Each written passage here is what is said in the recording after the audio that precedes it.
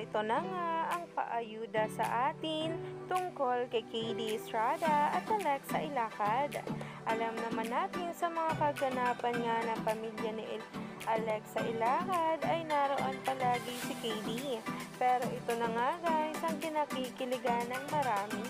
Yan nga ay dahil kahit busy nga sila sa kanilang teleserye na Pira-Pirasong Paraiso, ay talaga nga namang binigyan nila ng oras ang isang event ng kanilang pamilya.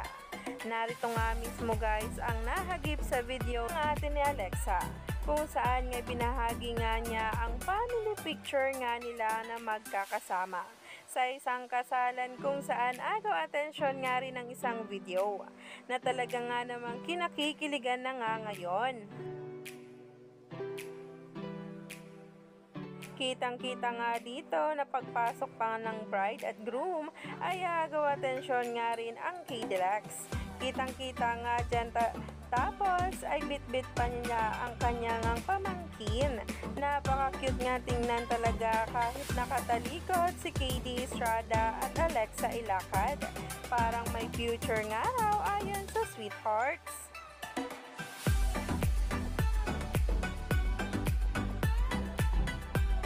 Kaya naman talaga tuloy-tuloy nga ang kilig sa atin dahil nga sa mga binibigay na ayuda.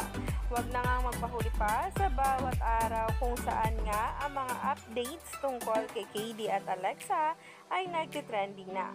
I-on lamang ang inyong notification bell para hindi nga kayo mahuli sa bawat ayuda.